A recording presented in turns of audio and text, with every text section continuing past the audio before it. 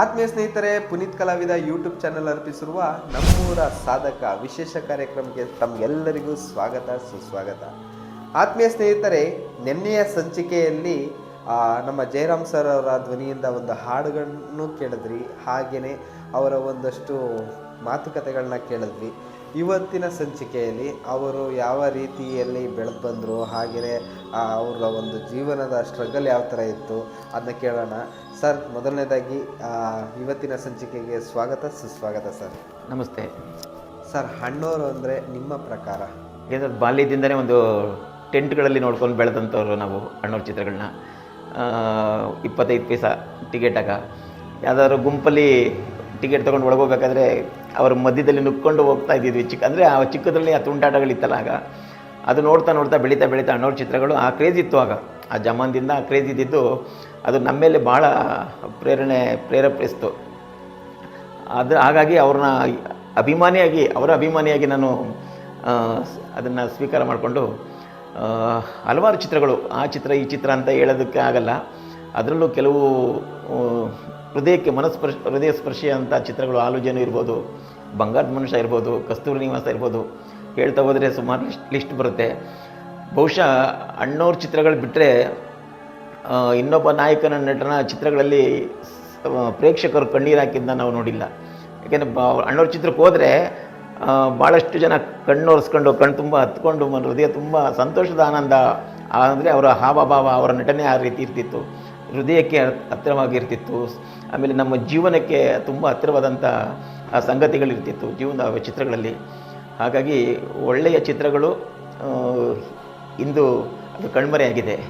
Sir, ಅದ್ಭುತವಾದಂಥ ಮಾತುಗಳನ್ನ ಹಾಡಿದ್ರಿ. Sir, ಅಣ್ಣವರ ಮತ್ತೊಂದು ಗೀತೆಯನ್ನು ನಮ್ಮ ವೀಕ್ಷಕರಿಗೆ ಹೇಳ್ಬೋದಾ? ಓಹೋ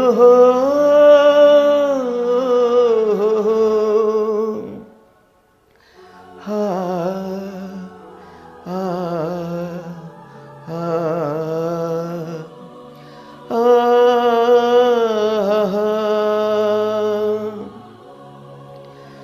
ಹೂವಿಂದ ಬರೆವ ಕಥೆಯ ಮುಳ್ಳಿಂದ ಬರೆದೆ ನಾನು, ಹೂವಿಂದ ಬರೆವ ಕಥೆಯ ಮುಳ್ಳಿಂದ ಬರೆದೆ ನಾನು, ಆನಂದ ತರುವ ಮನಕ್ಕೆ ನೋವನ್ನು ತಂದೆ ನಾನು. ಸಾರಿ, ಐ ಆಮ್ ವೆರಿ ಸಾರಿ. ಹೂವಿಂದ ಬರೆವ ಕಥೆಯ ಮುಳ್ಳಿಂದ ಬರೆದೆ ನಾನು. ಸರ್, ಸಾಕಷ್ಟು ಜನರಿಗೆ ಅವರ ಆರಾಧ್ಯ ದೇವರಾದಂಥ ನಟರನ್ನು ನೋಡಿದಾಗ ಏನೋ ದೇವ್ರನ್ನ ನೋಡಿದಷ್ಟು ಖುಷಿ ಪಡ್ತಾಯಿದ್ರು. ಆ ರೀತಿ ನೀವು ಅಣ್ಣವ್ರನ್ನ ಯಾವಾಗ ನೋಡಿದ್ರಿ? ಆ ಸಂದರ್ಭ ಯಾವ ಥರ ಇತ್ತು? ಅದು ಬಹುಶಃ ಅನುರಾಗ ಅರಳಿತು ಮೂವಿ ಶೂಟಿಂಗು ಇಲ್ಲೇ ಮೈಸೂರು ಮೇಟ್ಕಳಿ ಅಲ್ಲಿ ನಡೀತಾ ಇತ್ತು. ಭಾಳಷ್ಟು ಜನಸಂಖ್ಯೆ ಇತ್ತು ಶೂಟಿಂಗ್ ನಡೆಯೋ ಟೈಮಲ್ಲಿ. ಅಣ್ಣವ್ರ ಚಿತ್ರ ಅಂದರೆ ಶೂಟಿಂಗು ಸುತ್ತಮುತ್ತ ಜನಗಳು ಸಾಗರ ಇದ್ದಂಗೆ ಇರ್ತಿತ್ತು. ಈ ರಸ್ತೆ ಎಲ್ಲ ಅಗದು ದಿಬ್ಬಗಳ ಥರ ಮಾಡಿದರು. ಅಣ್ಣವರು ಬಸ್ಸಲ್ಲಿ ಕುಂತ್ಕೊಂಡು ಕಿಟಕಿ ಕಡೆ ಕುಂತಿದ್ರು. ನಾವು ಸಿಕ್ಕಾಪಟ್ಟೆ ಉರಿ ಬಿಸಿಲು, ಮಣ್ಣಿನ ದಿಬ್ಬದ ಮೇಲೆ ಕೂತ್ಕೊಂಡು ಅಣ್ಣವ್ರನ್ನ ವೀಕ್ಷಣೆ ಮಾಡ್ತಾಯಿದ್ವಿ, ನೋಡ್ತಾಯಿದ್ವಿ, ಸಂತೋಷ ಪಡ್ತಾಯಿದ್ವಿ. ಅವ್ರ ಪೇಪರ್ ಓದ್ತಾ ಏನಕ್ಕೋ ಅಕಸ್ಮಾತಾಗಿ ಎಡಗಡೆ ತಿರುಗಿದ್ರು ಬಸ್ಸಲ್ಲಿ. ನಾವು ಕುಂತಿರೋದು ನೋಡ್ಬಿಟ್ಟು ಅವರು ಉರಿ ಬಿಸಿಲು, ಯಾಕೆ ಇಲ್ಲಿ ಕುಂತಿದ್ದೀರಾ, ನೆರಳಲ್ಲಿ ಕೂತ್ಕೊಳ್ಳಿ ಅಂತ ಅಲ್ಲಿಂದಲೇ ಸನ್ನೆ ಮಾಡಿದ್ರು. ಆ ಕ್ಷಣ ನನ್ನ ಇವತ್ತಿಗೂ ಅದು ಕಣ್ಣು ಕಟ್ಟದಂಗಿದೆ. ಅಂದರೆ ತುಂಬ ಹತ್ತಿರದಲ್ಲಿ ಅವ್ರನ್ನ ಭೇಟಿ ಮಾಡೋಕ್ಕಾಗಲಿಲ್ಲ, ಅದೊಂದು ನೋವು. ತದನಂತರ ಅವರ ಮನೆಯ ಮಕ್ಕಳಾಗಿರಲಿ, ಶಿವಣ್ಣ ಆಗಿರಲಿ, ರಾಘಣ್ಣ ಆಗಿರಲಿ, ಎಲ್ಲರೂ ಈಗ ತುಂಬ ಪರಿಚಿತರಾಗಿದ್ದಾರೆ. ಭಾಳ ಪ್ರತಿದಿನ ಒಂದು ವಾಟ್ಸಪ್ಪಲ್ಲಿ ಅವರಿಗೆ ಮೆಸೇಜ್ ಕಳಿಸೋದಾಗಲಿ, ಅವರಿಂದ ರಿಪ್ಲೈ ಬರೋದಾಗಲಿ, ಇದು ಇತ್ತೀಚಿನ ದಿನಗಳ ಸುದ್ದಿ ಅದು. ಬಟ್ ಆ ಟೈಮಲ್ಲಿ ಅಂದರೆ ಅವ್ರನ್ನ ನೋಡೋಕ್ಕೆ ಹೋಗೋದೇ ಬಹಳ ಏನೋ ಸಾಧನೆ ಮಾಡ್ದಂಗೆ, ಅಷ್ಟು ಕಷ್ಟಕರವಾಗಿತ್ತು. ಮನೆಯಲ್ಲಿ ಅವ್ರನ್ನ ಭೇಟಿ ಮಾಡೋದಾಗಲಿ, ನೋಡೋಕ್ಕಾಗಲಿ ಎಲ್ಲೂ ಸಾಧ್ಯನೇ ಆಗ್ತಾ ಇರಲಿಲ್ಲ. ಅದೇನೋ ನನ್ನ ಅದೃಷ್ಟ, ಅವತ್ತು ಅದು ತುಂಬ ಹತ್ತಿರದಲ್ಲಿ ನೋಡಿದ್ದು ಅನುರಾಗ ಅರಳಿತು ಶೂಟಿಂಗಲ್ಲಿ. ಅದೊಂದು ಮರೆಯಲಾಗದಂಥ ಕ್ಷಣ. ಸರ್, ನಮ್ಮ ವೀಕ್ಷಕರಿಗೊಂದು ಮತ್ತೊಂದು ಹಾಡು. ಕಾವೇರಿ ಏಕೆ ಓಡುವೆ, ನನ್ನಲ್ಲಿ ಪ್ರೀತಿ ಇಲ್ಲವೇ, ಬಳಿ ಸೇರದೆ ಮಾತಾಡದೆ ಹೀಗೇಕೆ ನೋಡುವೆ, ನನ್ನಲೇಕೆ ಕೋಪವು, ನೀನೆ ನನ್ನ ಜೀವವು, ನಿನಗೊಂದು ಕಿವಿ ಮಾತು ಇದೆ ಬಾರೇ ಕಾವೇರಿ ಏಕೆ ಓಡುವೆ, ನನ್ನಲ್ಲಿ ಪ್ರೀತಿ ಇಲ್ಲವೇ, ಬಳಿ ಸೇರದೆ ಮಾತಾಡದೆ ಹೀಗೇಕೆ ನೋಡುವೆ, ಬಿಸಿಲಲ್ಲಿ ಬಾಯಾರಿ ಓಡಿ ಬಂದೆನು, ನನ್ನ ದಾಹ ಮುಗಿದಾಗ ಜಾರಿಕೊಳ್ಳುವೆನು, ದೇವಿ ಕನಿಕರಿಸು ಹರಕ್ಷಣ, ಬಲ್ಲೆ ನಿನ್ನ ಮನವನ, ನಿನ್ನ ಅಂದ ಇನ್ನೆಲ್ಲೂ ನಾನು ಕಾಣೆನು, ನಿನಗಾಗಿ ನನ್ನ ಜೀವ ಕೊಡುವೆನು, ನನ್ನ ಹೃದಯವನ್ನು ಅರಿಯಯ, ನನ್ನ ಪ್ರೇಮ ಬಯಸೆಯ, ಈ ಮೌನ ಸರಿಯಲ್ಲ ಬಳಿ ಬಾ ಬಾ ಬಾ ಬಾ. ಸಾಹಸ ಸಿಂಹ ಡಾಕ್ಟರ್ ವಿಷ್ಣುವರ್ಧನ್ ಸರ್ ಅವ್ರ ಬಗ್ಗೆ ಹೇಳೋದಾದ್ರೆ ಏನು ಹೇಳ್ತೀರಾ ಸರ್? ಅಣ್ಣವ್ರ ಚಿತ್ರ ಬಿಟ್ಟರೆ ಹೆಚ್ಚು ಚಿತ್ರಗಳು ನೋಡಿರೋದು ನಾನು ವಿಷ್ಣುವರ್ಧನ್ ಚಿತ್ರಗಳು. ಬಹುಶಃ ವಿಷ್ಣುವರ್ಧನ್ ಅಭಿಮಾನಿಗಳು ಸಹ ಅಷ್ಟೊಂದು ಚಿತ್ರಗಳು ನೋಡಿರೋಕ್ಕೆ ಸಾಧ್ಯನೇ ಇಲ್ಲ. ಯಾಕೆಂದರೆ ಅಷ್ಟು ಚಿತ್ರಗಳು ಅಣ್ಣವ್ರು ಬಿಟ್ಟರೆ ಆವಾಗ ವಿಷ್ಣುವರ್ಧನ್ ಪಿಕ್ಚರ್ಗಳೇ ನಾವು ಹೆಚ್ಚಾಗಿ ನೋಡ್ತಾ ಇದ್ದಿದ್ದರಿಂದ ನನ್ನ ಎರಡನೇ ನೆಚ್ಚಿನ ನಟರು ವಿಷ್ಣುವರ್ಧನ್ ಅವರು. ಅವರ ನಿಧನದ ನಂತರ ಮೈಸೂರಲ್ಲೂ ಸಹ ಅಣ್ಣವರ ಅಭಿಮಾನಿಯಾಗಿ, ನಾನು ಅಪ್ಪಟ ಅಣ್ಣವರ ಅಭಿಮಾನಿಯಾಗಿ ಒಂದು 5 ವರ್ಷದಿಂದ ನಿರಂತರವಾಗಿ ವಿಷ್ಣು ಅವರ ನೆನಪಿನಲ್ಲಿ ಸಂಗೀತ ಕಾರ್ಯಕ್ರಮಗಳನ್ನ, ರಸಮಂಜರಿ ಕಾರ್ಯಕ್ರಮಗಳನ್ನ ಉಚಿತವಾಗಿ ಸಮಾಜಕ್ಕೆ, ಅಂದರೆ ಪ್ರೇಕ್ಷಕ ವರ್ಗಗಳು, ಸಂಗೀತ ಪ್ರೇಕ್ಷಕರ ಅಭಿಮಾನಿಗಳಿಗೆ ಸಂಗೀತದ ರಸದೌತಣ ನೀಡ್ಕೊಂಡು ಬರ್ತಾಯಿದ್ದೀನಿ. ಅದು ಭಾಳಷ್ಟು ಜನ ಆಕ್ಷೇಪಣೆ ಮಾಡಿದ್ರು, ಏನು ನೀನು ಅಣ್ಣವ್ರ ಅಭಿಮಾನಿಯಾಗಿ ವಿಷ್ಣುವರ್ಧನ್ ಅವ್ರ ಕಾರ್ಯಕ್ರಮ ಮಾಡ್ತಾಯಿದ್ದೀವಿ ಅಂತ. ಅದು ಬಹಳ ತಪ್ಪು. ಮನೆಯಲ್ಲಿ ನಮ್ಮ ತಂದೆ ಹೇಗೋ, ನಮ್ಮ ಚಿಕ್ಕಪ್ಪನೂ ಹಾಗೆ, ದೊಡ್ಡಪ್ಪನೂ ಹಾಗೆ, ಎಲ್ಲರೂ ಒಂದು ಕುಟುಂಬ ಇದ್ದಂಗೆ. ನಾವು ಯಾರನ್ನೂ ದ್ವೇಷ ಮಾಡೋದನ್ನು ನಮಗೆ ಅಣ್ಣವ್ರು ಕಲಿಸ್ಕೊಟ್ಟಿಲ್ಲ, ಖಂಡಿತ ಕಲಿಸ್ಕೊಟ್ಟಿಲ್ಲ. ಆಮೇಲೆ ಇನ್ನೊಂದು ವಿಚಾರ ಏನಂದರೆ, ಅವರೆಲ್ಲ ಅನನ್ಯವಾಗಿದ್ದಾರೆ, ಇವತ್ತಿಗೂ ಇದ್ದಾರೆ.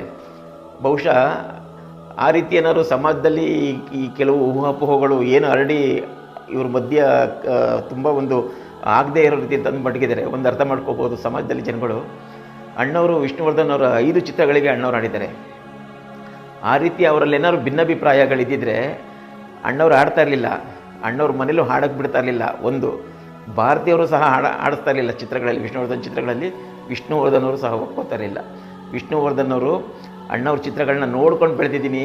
ಅಣ್ಣವರು ನಮಗೆ ಒಂದು ಕರ್ನಾಟಕದ ಕನ್ನಡ ಚಲನಚಿತ್ರರಂಗದ ಆಧಾರ ಸ್ತಂಭ ಅಂತ ವಿಷ್ಣುವರ್ಧನ್ ಅವರು ವೈಯಕ್ತಿಕವಾಗಿ ಹಲವಾರು ವೇದಿಕೆಗಳಲ್ಲಿ ಹೇಳ್ಕೊಂಡು ಬಂದಿದ್ದಾರೆ. ಅವರು ಸಹ ರಾಜ್ಕುಮಾರ್ ಅವ್ರಿಗೆ ಅಪಾರವಾದಂಥ ಗೌರವ ಕೊಟ್ಕೊಂಡು ಅವ್ರನ್ನ ಅವ್ರನ್ನೇ ಜೀವನದ ಶೈಲಿನ ಅನುಕರಣೆ ಮಾಡ್ಕೊಂಡು ಬೆಳೆದಿರೋರು.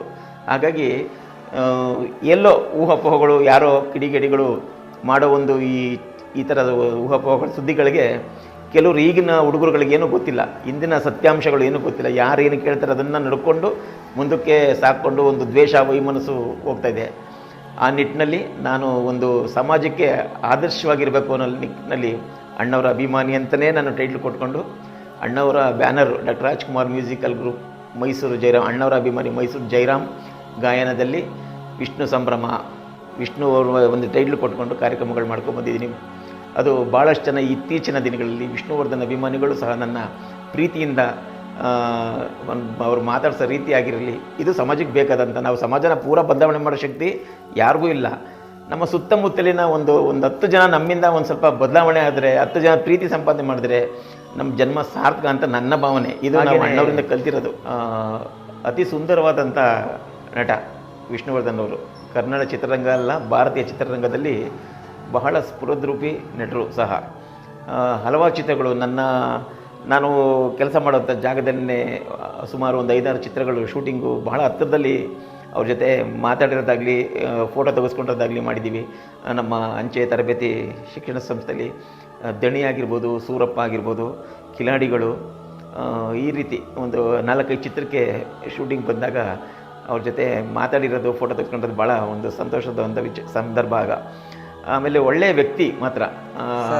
ನೀವು ಡಾಕ್ಟರ್ ರಾಜ್ಕುಮಾರ್ ಸರ್ ಅವರ ಅಭಿಮಾನಿಯಾಗಿದ್ದುಕೊಂಡು ಅವರ ಹೆಸರಿನಲ್ಲಿ ಒಂದು ವಿಷ್ಣುವರ್ಧನ್ ಸರ್ ಅವರ ಸಂಗೀತ ಸಂಜೆ ಅಂತ ಮಾಡ್ತೀರಾ, ಅದ್ರ ಬಗ್ಗೆ ಹೇಳೋದಾದರೆ ಏನು ಹೇಳ್ತೀರಾ? ಹಾಗೆಯೇ ನಮ್ಮ ವೀಕ್ಷಕರಿಗೆ ಅವ್ರದ್ದೊಂದು ಹಾಡನ್ನ ಹಾಡ್ಬೋದಾ? ಯಾಕೆಂದರೆ ಭಾಳಷ್ಟು ಗೀತೆಗಳು ನನಗೆ ವಿಷ್ಣುವರ್ಧನ್ ಅವ್ರ ಗೀತೆಗಳಲ್ಲಿ ನನ್ನ ಫೇವ್ರೆಟ್ ಗೀತೆಗಳು ಭಾಳಷ್ಟಿದೆ. ಅದು ಒಂದು ಎರಡು ಅಂತಲ್ಲ, ಭಾಳಷ್ಟಿದೆ.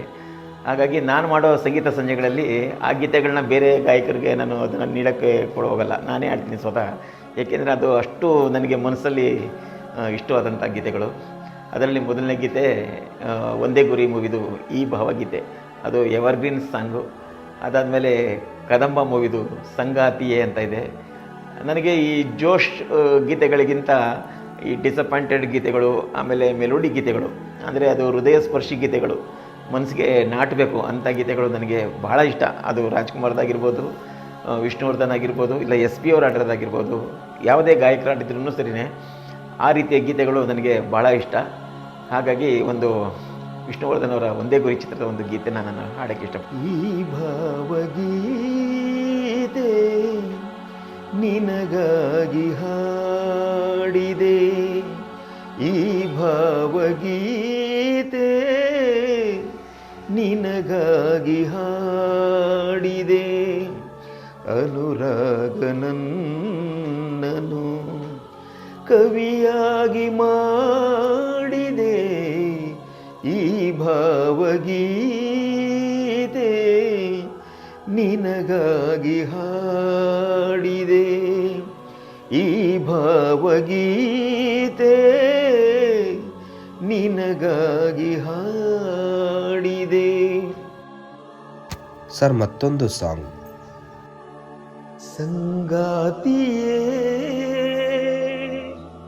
ಕಣ್ಣಲ್ಲಿ ಕಣ್ಣಾಗಿ ಕಣ್ಣೀರು ತುಂಬಿದೆಯೇತಕಿ, ನೀ ಅಳದಿರು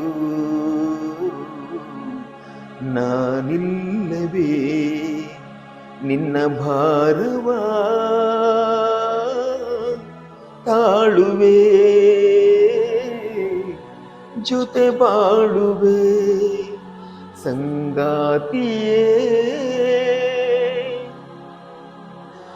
ತುತ್ತು ತಿನಿಸುವೆ, ಮೆದ್ದೆ ಮೇಲೆ ನಡೆಸುವೆ, ದಣಿವುದಾದ ಮಾತೆಲ್ಲ ಮರೆಸುವೆ, ನಿದ್ದೆ ಬಾರದೆ ನೀ ಹೊರಳುತ್ತಿದ್ದರೆ ಮೆಲ್ಲ ಒದ್ದಿಸಿ ಲಾಲಿ ಹಾಡ ಹಾಡುವೆ, ನಾವಿಬ್ಬರೇ ನಮಗೆಂದಿಗೂ ನೋವಲ್ಲಿಯೂ ಇರಲಿ ನಗು,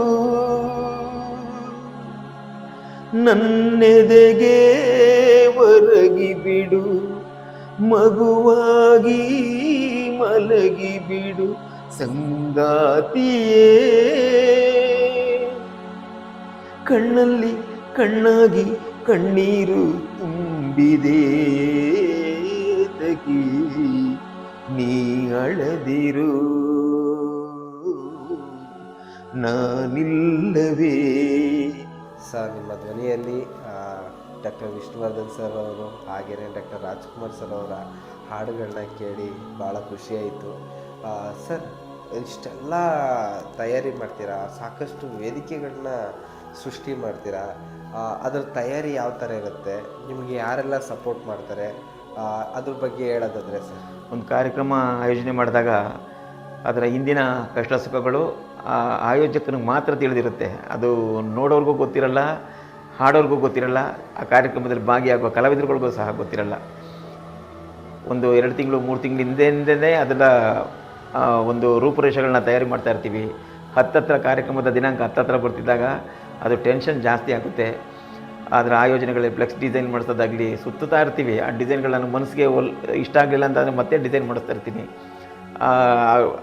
ಅವ್ರ ಡಿಸೈನ್ಗಳನ್ನ ಎಲ್ಲ ಒಂದು ಕ್ರಿಯೇಟಿವಿಟಿ ಏನಿದ್ದರೂ ನನ್ನ ಒಂದು ಮನಸ್ಸಿಗೆ ನನಗೆ ಆಲೋಚನೆಯಲ್ಲಿ ಬಂದಂಗೆ ಅದನ್ನು ಕ್ರಿಯೇಟಿವಿಟಿಯಲ್ಲಿ ತಯಾರಿ ಮಾಡೋದು. ಆಮೇಲೆ ಕಾರ್ಯಕ್ರಮ ಸ್ಟಾರ್ಟ್ ಮಾಡೋಕ್ಕಿಂತ ಮುಂಚೆನೇ ಒಂದು ಬೆಳಗ್ಗೆ 9:00 ಹೋದರೆ ಅಲ್ಲಿ ಕ್ಲೀನ್ ಮಾಡೋದಾಗಲಿ ಎಲ್ಲ ಡೆಕೋರೇಷನ್ ಮಾಡಿಸಿ ಎಲ್ಲ ಒಬ್ಬನೇ ಒನ್ ಮ್ಯಾನ್ ಆರ್ಮಿ ಥರ ಕೆಲಸ ಮಾಡ್ತಾಯಿರ್ತೀನಿ. ಯಾವೊಬ್ಬ ಕಲಾವಿದರು ಸಹ ಇದುವರೆಗೂ ಬಂದಿಲ್ಲ. ಮುಂದೆ ನನ್ನ ಜೊತೆಲಿ ಕೈ ಜೋಡಿಸ್ತಾರೆ ಅಂತ ನಾನು ನಂಬಿದ್ದೀನಿ. ಬಟ್ ನಮ್ಮ ತಂಡದವರೇ ಆಗಿರ್ಬೋದು, ಇಲ್ಲ ಕಾರ್ಯಕ್ರಮದಲ್ಲಿ ಬಂದು ಗಾಯಕರಾಗಿ ಹಾಡೋವಂಥ ಕಲಾವಿದರಾರು ಆಗಿರ್ಬೋದು, ನಾನು ಸಹ ಇವತ್ತರೆಗೂ ಅವ್ರಿಗೆ ಯಾರಿಗೂ ಒತ್ತಾಸೆಯಾಗಿ ಬನ್ನಿ ನನಗೆ ಕಾರ್ಯಕ್ರಮದಲ್ಲಿ ಈ ಥರ ಮಾಡ್ತಾಯಿದ್ದೀನಿ, ಸ್ವಲ್ಪ ಕೆಲಸ ಕಾರ್ಯಗಳಿರುತ್ತೆ, ಕರೆದ್ರೆ ಮೋಸ್ಟ್ಲಿ ಬರ್ಬೋದು, ಬಟ್ ನಾನು ಯಾರಿಗೂ ಅವ್ರಿಗೆ ಬಲವಂತ ಮಾಡಿ ಕರೆಯೋಂಥ ವ್ಯಕ್ತಿ ಅಲ್ಲ. ಅದು ಅವ್ರಾಗ ಅವ್ರು ತಿಳ್ಕೊಂಡು ಬಂದರೆ ಒಂಥರ ಸಂತೋಷ, ನಿಜವಾಗ್ಲೂ ಸಂತೋಷ ಪಡ್ತೀನಿ. ಯಾಕೆಂದ್ರೆ ಅವ್ರ ಮನಸ್ಸಲ್ಲೂ ಇರಬೇಕದು, ನಮ್ಮದು ಟೀಮ್ ಇದು ಟೀಮ್ ವರ್ಕ್, ನಾವು ಇದ್ರ ಜೊತೆಲಿ ಭಾಗಿಯಾಗೋಣ, ನಾವು ಅವ್ರ ಜೊತೆಲಿ ಕೈ ಜೋಡಿಸೋಣ, ನಮ್ಮ ಕೈಲಾಗಿದ್ದಷ್ಟು ಅವ್ರಿಗೆ ಆರ್ಥಿಕವಾಗಲಿ ದೈಹಿಕವಾಗಲಿ ಸಪೋರ್ಟಿವ್ ನಿಲ್ಲಬೇಕು ಅನ್ನೋ ಭರವಸೆ ಅವರು ಇನ್ನೂ ನನಗೆ ಯಾರೂ ಸಹ ಕೊಟ್ಟಿಲ್ಲ. ಮುಂದೆ ಕೊಡ್ಬೋದಾ ಏನೋ ಗೊತ್ತಿಲ್ಲ, ನಾನು ಅದರ ಇದರಲ್ಲಿ ಇದ್ದೀನಿ. ಹಾಗೆಯೇ ಕಾರ್ಯಕ್ರಮ ಮುಗಿದ್ಮೇಲೆ 9:30 ಮುಗಿದ್ಮೇಲೆ ಎಲ್ಲ ಅವ್ರ ಪಾಡೋರು ಕಲಾವಿದರೆಲ್ಲ ಅವ್ರವ್ರ ಪೋಷನ್ ಮುಗಿದಿರ್ತದೆ, ಹೊರಟ್ಬಿಡ್ತಾರೆ. ನಾನು ತಿರ್ಗಾ ಕಟ್ಟಿರೋದನ್ನೆಲ್ಲ ಬಿಚ್ಕೊಂಡು ಮತ್ತೆ ಒಂದು 10:30 11 ಗಂಟೆ ಮನೆಗೆ ಹೋಗೋ ತನಕ ಒಂದು 12 ಗಂಟೆ ಆಗುತ್ತೆ. ಆಗಲೂ ಸಹ ಒಬ್ಬನೇ ಅದನ್ನೆಲ್ಲ ಬಿಚ್ಚಿ ಮನೆಗೆ ಹೋಗೋ ಪರಿಸ್ಥಿತಿಲಿದ್ದೀನಿ. ಆಗಲೂ ಸಹ ಯಾರೂ ಕೈ ಜೋಡಿಸಿದಂಥ ಕೆಲಸ ಮಾಡಿಲ್ಲ ಇವತ್ತರೆಗೂ. ನೋಡೋಣ ಮುಂದೆ ಏನಾದರೂ ಆ ರೀತಿ ಮನಸ್ಸು ಅವ್ರಿಗೆ ಪರಿವರ್ತನೆ ಆಗಿ ನಾವು ಇದ್ದೀವಿ ಜಯರಾಮ್ ಸರ್ ಅಂತ ಮುಂದೆ ಬರ್ಬೋದು, ಬರಲಿ ಸಂತೋಷ. ಒಂದು ಕಾರ್ಯಕ್ರಮ ಮಾಡಬೇಕಾದ್ರೆ ಎಲ್ಲರೂ ಬಂದು ನಾವಿದ್ದೀವಿ ಅಂತ ಹೇಳಿದಾಗ ಅದು ಖುಷಿನೇ ಬೇರೆ. ನಾನೊಂದು ಈ ಕೆಲಸ ವಹಿಸ್ಕೊತೀನಿ, ನಾನೊಂದು ಈ ಕೆಲಸ ಮಾಡ್ತೀನಿ ಅಂದಾಗ ಒಂದು ಯೂನಿಟ್ ಅಂದರೆ ಒಂದು ಒಗ್ಗೂಡಿ ಕೆಲಸವನ್ನು ಮಾಡಿದಾಗ ಅದ್ರ ಫಲನೇ ಬೇರೆ ರೀತಿ ಇರುತ್ತೆ. ಕಾರ್ಯಕ್ರಮ ಇನ್ನೂ ಅತ್ಯುತ್ತಮವಾಗಿ ಬರುತ್ತೆ. ನನ್ನ ಕಾರ್ಯಕ್ರಮ ನಾನು ಮಾಡಬೇಕು ಅಂದ್ಕೊಂಡು ನಾವೇ ನಿಂತ್ಕೊಂಡಾಗ ಅದು ಈ ರೀತಿ ಒಂದು ಒಳ್ಳೆ ಮಟ್ಟದಲ್ಲಿರುತ್ತೆ. ಬಟ್ ನಮಗೆ ಮನಸ್ಸಲ್ಲಿ ಒಂದು ಅತೃಪ್ತಿ ಅನ್ನೋದು ಕಾಣುತ್ತೆ. ಎಲ್ಲ ನಾನು ಮಾಡಿದ್ದೀನಿ, ಗೆಸ್ಟ್ ಥರ ಬಂದು ಗೆಸ್ಟ್ ಥರ ಹೋಗುವಂಥದ್ದು ಇದೆಲ್ಲ ಅಷ್ಟು ಚೆನ್ನಾಗಿರಲ್ಲ ಅಂತ ನಾನು ಹೇಳೋಕ್ಕೆ ಇಷ್ಟಪಡ್ತೀನಿ. ಆತ್ಮೀಯ ಸ್ನೇಹಿತರೆ, ಯಾರಾದರೂ ಒಬ್ಬರು ನಿಮಗೋಸ್ಕರ ಒಂದು ಕೆಲಸವನ್ನು ವೇದಿಕೆಗಳನ್ನ ಕೊಡ್ತಾಯಿದ್ದಾರೆ ಅಂದಾಗ ಒಂದಿಷ್ಟಾದರೂ ಒಂದಷ್ಟು ಸಹಾಯ ಮಾಡಿ, ಆ ವೇದಿಕೆ ಮುಗಿದ ಮೇಲೆ ಆ ವೇದಿಕೆಯ ತೆರವು ಮಾಡುವಂಥ ಕೆಲಸ ಭಾಳಷ್ಟಿರುತ್ತೆ. ಅದಕ್ಕೆ ಒಂದು ಸಪೋರ್ಟಿವ್ ಆಗಿ ನೀವು ನಿಂತ್ಕೊಡಿ ಅಂತ ಕೇಳ್ಕೊತೀನಿ. ಆ ಮಾತನ್ನು ಹೇಳೋಷ್ಟು ದೊಡ್ಡ ವ್ಯಕ್ತಿ ನಾನಲ್ಲ, ಆದರೂ ಕೂಡ ಒಂದು ಮಾರಲ್ ಆಗಿ ಅವ್ರಿಗೆ ಸಪೋರ್ಟ್ ಮಾಡಿ ಅಂತ ಕೇಳಿ. ಆತ್ಮೀಯ ಸ್ನೇಹಿತರೆ, ಇವತ್ತಿನ ಒಂದು ಕಾರ್ಯಕ್ರಮ ನಿಮ್ಗೆ ಇಷ್ಟ ಆಗಿತ್ತು ಅಂತ ಅಂದ್ಕೊಳ್ತೀನಿ. ಪ್ರತಿ ಸರಿ ಹೇಳ್ದ ಹಾಗೆಯೇ ಈ ಒಂದು ವೇದಿಕೆಯಲ್ಲಿ ನಿಮ್ಮ ಅಕ್ಕಪಕ್ಕ ಇರುವಂಥ ಸಾಧಕರು ಕೂಡ ಬಂದು ನಿಮ್ಮ ಸಾಧನೆಯ ಚರಿತ್ರೆಯನ್ನು ನಮ್ಮೊಟ್ಟಿಗೆ ಹಂಚ್ಕೋಬೋದು ಅಂತ ಹೇಳ್ತಾ ಇದ್ದೀನಿ. ಇವತ್ತಿನ ಸಾಧಕ ಇವರಾಗಿದ್ದರು. ಬಹಳ ಕಾರ್ಯಕ್ರಮ ಕೊಡಬೇಕು ಅಂತ ಹೇಳಿ ಸಾಕಷ್ಟು ಸವಾಲುಗಳನ್ನ ಎದುರಿಸಿ ಸಾಕಷ್ಟು ಜನರಿಗೆ ಮನರಂಜನೆಯನ್ನು ಕೊಟ್ಟಂತಹ ನಮ್ಮ ಜಯರಾಮ್ ಸರ್ ಅವರ ಜೀವನ ಚರಿತ್ರೆಯನ್ನು ನೋಡಿದ್ವಿ. ಹಾಗೆಯೇ ನಿಮ್ಮ ಅಕ್ಕಪಕ್ಕ ಕೂಡ ಅನೇಕ ಸಾಧಕರು ಇರ್ತಾರೆ, ಅವನು ಕೂಡ ಇಲ್ಲಿಗೆ ಕರ್ತನ್ನಿ, ಅವರ ಒಂದಷ್ಟು ಮಾತುಗಳನ್ನ ನಾವು ಆಡ್ತಾ 4 ಜನರಿಗೆ ಸ್ಫೂರ್ತಿಯಾಗೋಣ ಅಂತ ಹೇಳ್ತಾ ಇದ್ದೀವಿ. ಮುಂದಿನ ವಾರ ಇದೇ ಥರ ಇನ್ನೊಂದು ಸಂಚಿಕೆಯಲ್ಲಿ ಬರ್ತೇನೆ. ಹಾಗೆಯೇ ಇನ್ನೊಬ್ಬ ವಿಶೇಷ ಸಾಧಕರ ಜೊತೆ ಒಂದು ಜೀವನ ಚರಿತ್ರೆಯ ಬಗ್ಗೆ ಮಾತಾಡ್ತಾ ಸಾಕಷ್ಟು ಸ್ಫೂರ್ತಿಯ ವಿಚಾರಗಳನ್ನ ಅಳವಡಿಸ್ಕೊಳ್ಳೋಣ. ಇಷ್ಟೊಂದು ನಮಗಾಗಿ ಕಾದು ವೆಯ್ಟ್ ಮಾಡಿ ನೋಡಿದ್ದಕ್ಕೆ ಧನ್ಯವಾದಗಳು.